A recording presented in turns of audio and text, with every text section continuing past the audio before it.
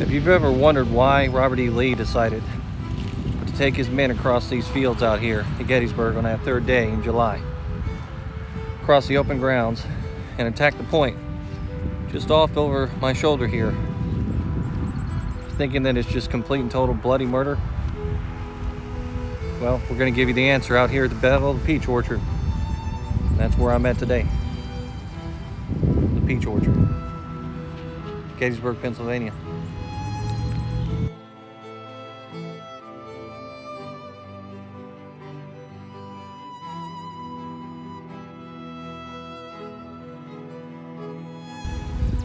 Well, today is cold, wet.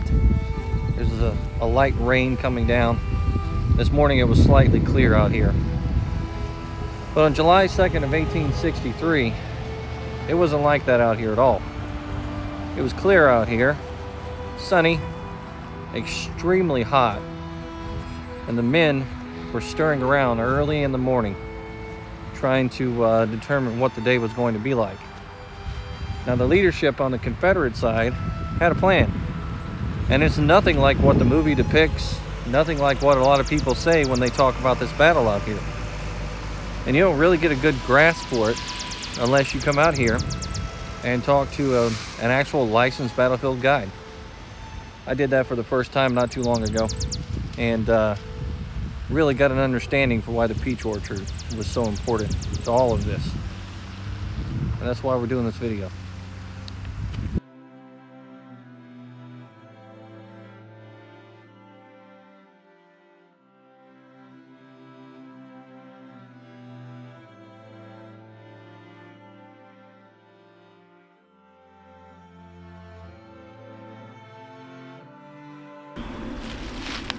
Now imagine you're a young man and you're in the army and you're fighting from town to town in the American Civil War, and you live so far away from any of the fighting or the action that's going on that you never think that the fighting is going to come to your family's doorstep.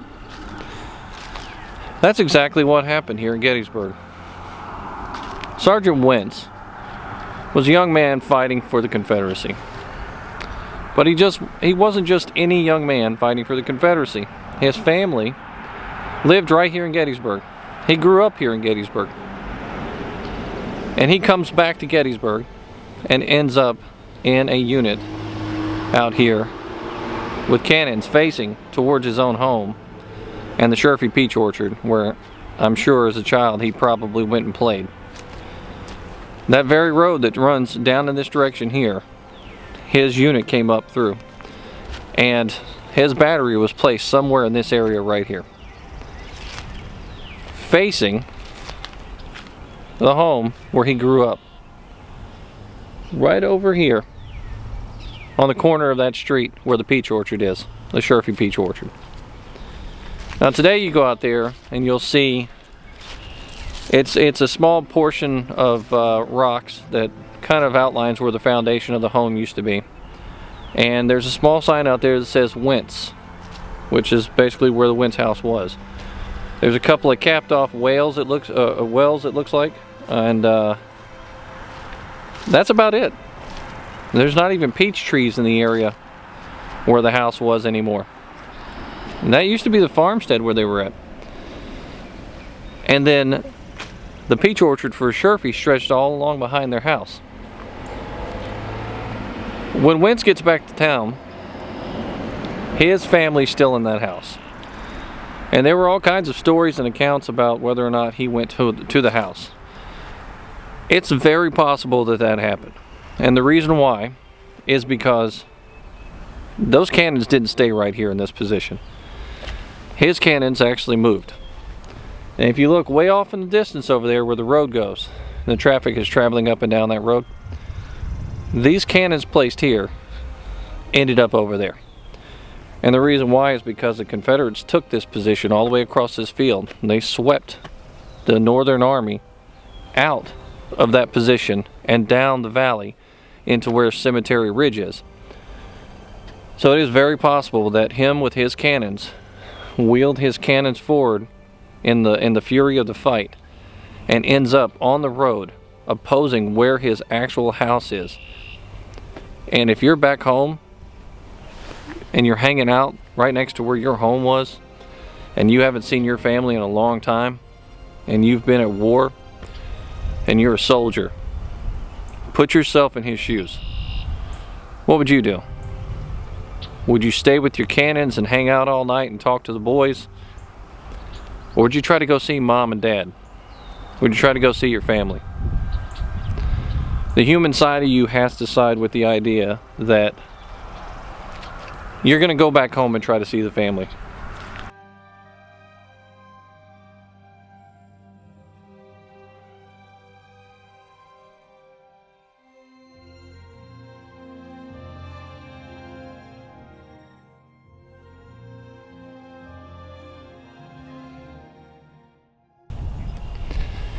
So I'm out here at the Peach Orchard at Gettysburg, Pennsylvania, and I have a real treat for the story here today. Part of the larger story that goes on here is the story of personal values and beliefs, but it's also the story of the drama that happens within the families that take place in the Civil War. There's a major story that happens here, and we have an author with us today, Tom McMillan, who wrote Gettysburg Rebels.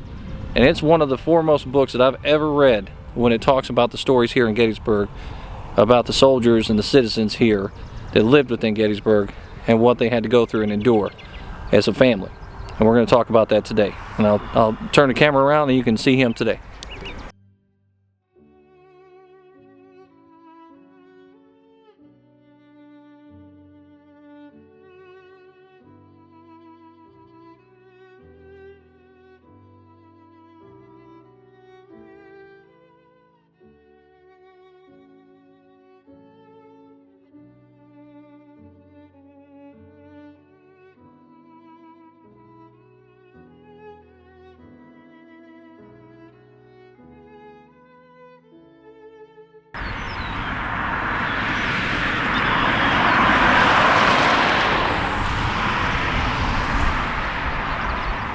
Great to be here. History with Waffles. At the Wentz house, the rarely visited Wentz house on the Gettysburg battlefield, which should be much more visited because it's such a unique place. My book, Gettysburg Rebels, was about 5 young men who grew up in Gettysburg and ended up coming back as Confederate soldiers part of the campaign. One of them was Henry Wentz, who grew up in this house and ended up being a Confederate artillery unit 600 yards away, basically firing at his own house where his father was living at the time. Just a remarkable story. John Wentz, the father, came over from York County, bought this property, 2-acre property with the 1.5-story house in 1836. Henry was 9 years old at the time. He lived here for about 16 years, from 1836 to 1852. So grew up as a young man here, hunted and fished, knew all the streams and hills and landscape. 1852, he moves south. He's in the carriage business, and he moves south to Martinsburg, West Virginia. What was then Martinsburg, Virginia, now Martinsburg, West Virginia, where there was a thriving carriage industry, looking for work. He ends up becoming a house plasterer, but he does what a lot of young men do at that time. He joins the local militia unit. He's even in a unit that's called into Harper's Ferry in 1859 to put down the John Brown raid. So he's part of this unit for about 10 years when the war breaks out. The war breaks out, as happened north and south. That unit became part of the Confederate Army. He was in an artillery unit for all 4 years of the war, but I'm sure never thought he would come back to his hometown of Gettysburg and also be facing the house where he grew up and where his parents still lived. So we go to July 2nd, 1863. Right across there where the tree line is, near the Longstreet Tower, that's where Osmond Taylor's Virginia Battery is set up. Henry is a first sergeant, the orderly sergeant. So the sad thing here is Henry, really like a lot of soldiers, didn't write anything, or at least if he did, nothing was saved. We have lots of letters from generals and war heroes, but most of the foot soldiers, we don't have their information. So we can only imagine what was going through his head as he's about 600 yards from the house where he grew up, and he wouldn't have known if his parents were in here or not. His dad was in here. The battle rages during the day, and as the Confederates start to make some inroads, his commander, E.P. Alexander, limbers up the guns, and they come charging across the field. across a 9-acre plot right there at the corner of the Millerstown and Emmitsburg roads that Henry himself owned. His father had transferred ownership to a 9-acre plot in 1850. So he's not only charging toward the house where he grew up, he's charging over land that he personally owned. And that night, they sweep past, they knocked the 2nd New Hampshire and other Union troops off this ground, and they set up about 150 yards to the north. And the next day, he and his unit will be about the Klingel House, and they'll participate in the bombardment preceding Pickett's charge. Now, we do have a story that Henry, on the evening of July 2nd, actually made his way to this house, wanted to check if anyone was there, gets into the cellar, and is surprised, as a local historian said, to find that his father was still there. Now, some people raise questions about this story. Again, Henry didn't write anything, but the historian was William Storick. He was one of the earliest battlefield historians. He was a young boy here in Gettysburg at the time of the battle, but also his older sister married Henry Wentz's nephew, so he had access to Wentz family history, and he tells this story. I wish he'd given more details, but that's what he said. Henry came in, saw his father, they had some words, and after the fighting finishes on the 3rd, Henry's is one of the last units to leave this field on July 3rd, and he said to come in and he sees his father again. Now, I wish the father had written about it, I wish Henry had written about it, but we believe that there was that interaction. How surreal is that to have experienced that? We think about the war and North and South and brother versus brother, but here's a young man who's fighting on ground where he grew up, and he talks to his father in the middle of a battle. Just a stunning story to me. The other part of this that is really interesting to me is involving Longstreet's countermarch. Henry and Alexander's battery were part of that unit that was coming down to attack on the 2nd day. And they come to that bald rise, and they see some Union flagmen on Little Round Top, and they think, we have to turn around, they're going to see us. But one small group did not turn around, did not do the countermarch, which obviously delayed this attack by hours. It was Alexander's artillery with guns and horses. Alexander writes simply, we found the farmland, zigzagged through the field, and got down here, and they waited for more than an hour for the infantry to get here. It really affects the timing of the battle. Is it any coincidence that the only unit from that Confederate march that got here on time had in its ranks a man from Gettysburg named Henry Wentz? Alexander didn't write about that part of it. Henry never said anything. I just find it hard to believe that you had a young man here who would have known those hills, who would have known those paths. I think Henry Wentz had something to do with getting those artillerymen into position. And imagine if the rest of the Confederate infantry had followed. We don't know what the result would have been, but the battle would have turned out somewhat differently. So I think we sometimes have these little personal stories that most people who come to the battlefield never understand, but I think they're really important for us to remember, and that's why the Wentz house and Henry's story is important to me.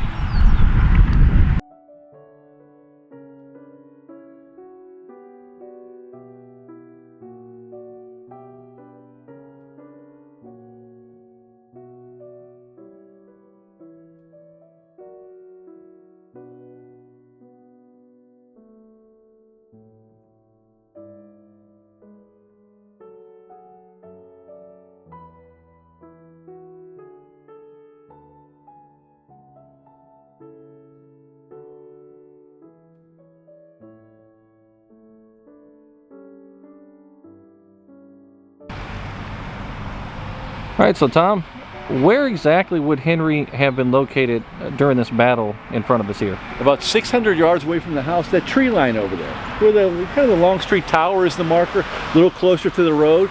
Those guys, the marker for Taylor's Virginia Battery is there. So if you visit there, you see Taylor's Virginia Battery marker, that's where Henry was, and then they charged across the field toward this house. And so he actually owned this portion of land that's out front here? Yeah, his father owned this part. His father also owned a 9-acre rectangular plot right across the road there. In 1850, he transferred that to Henry's ownership. We think he probably felt that Henry was getting some wanderlust, was going to leave, wanted to anchor him here in Gettysburg. So Henry owned that land. There's no record that he ever sold it until 1872. He didn't use it, but he officially owned it. So when they charged across the field, he was not only charging toward the house where he grew up, he was charging over land that he personally owned.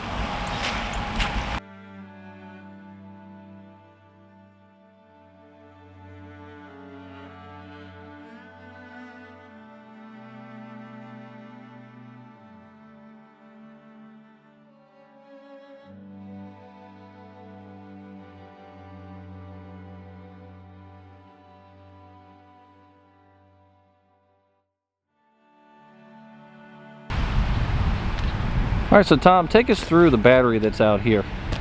Well, this over to the left is Osmond Taylor's Virginia Battery. Henry Wentz was the first sergeant, or orderly sergeant.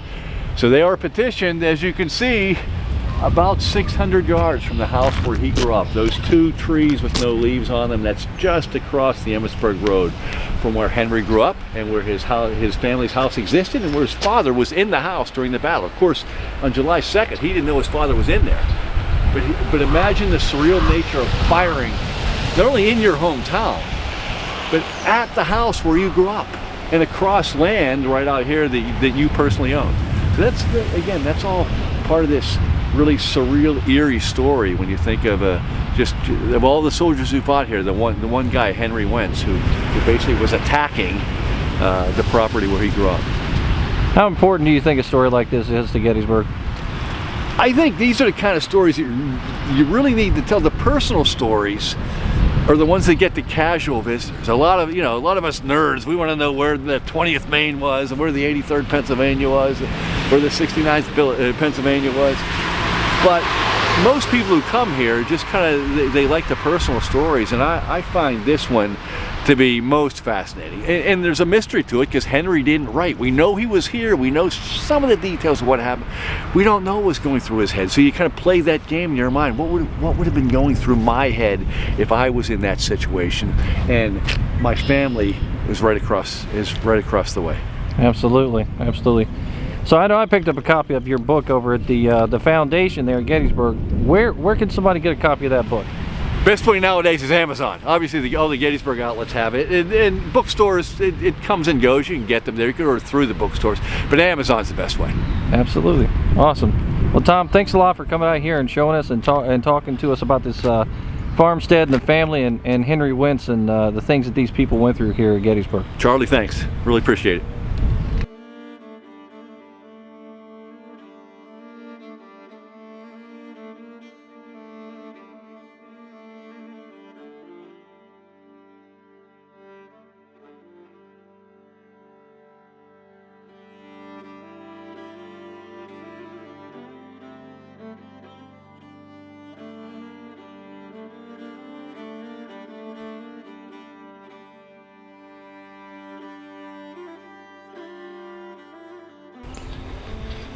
So after talking to Tom McMillan yesterday about this very location, about the fight that happened out here, and about Sergeant Wentz and his family, he tells me a story of a historian that used to be out here. They used to give tours. And apparently he's one of the original historians that were out here. So he knew a lot about this place. He knew a lot about the family. And apparently it is a known thing to them that Sergeant Wentz did go back home. He did go to see his father and to go see his family when he was out there on that ridge. What was said or done, we'll never know, because they didn't keep record of it. The family didn't talk about it. They didn't put it in their letters or their diaries or anything like that. So it's just been an accepted thing that Sergeant Wentz never went back home. But it's likely that he did. Now, Tom McMillan knows that Sergeant Wentz did actually come back to Gettysburg again afterwards. And he tells me that the land here, this stretch of land that's right behind me, it was in the shape of a, I guess you could say like a triangular field. He owned that property. But his parents owned the property adjacent to it across the street. And he came back here to actually sell off the property because he didn't want to stay here. He wanted to stay where he was at. His name is at the top of the deed, which means he actually came back here to take care of business. He was back at Gettysburg one more time, and I think he said that was right around 1872 or something like that. So it wasn't too long after the war. This is a pretty neat situation here with Sergeant Wentz in the Battle of Gettysburg.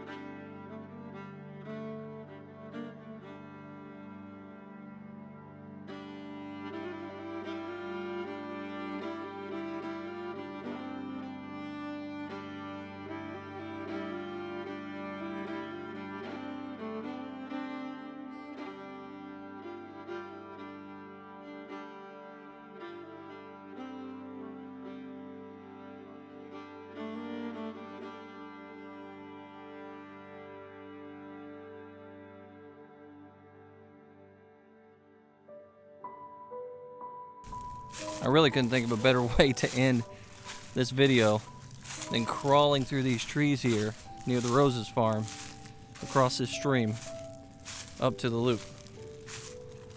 It's been a lot of fun taking you guys out here to Gettysburg to talk about the Battle of the Peach Orchard and try to connect this. I know I can't do it justice. I could probably do this a million times over and not fully tell the entire story, because it's such a large story to tell and a lot of history to cover in just a couple of short days. But I did my best, and I really hope you guys enjoy this video and come back for more. Please subscribe. You guys keep me going. And yeah, just check out all the good history that's out there. Until next time, this is History with Waffles.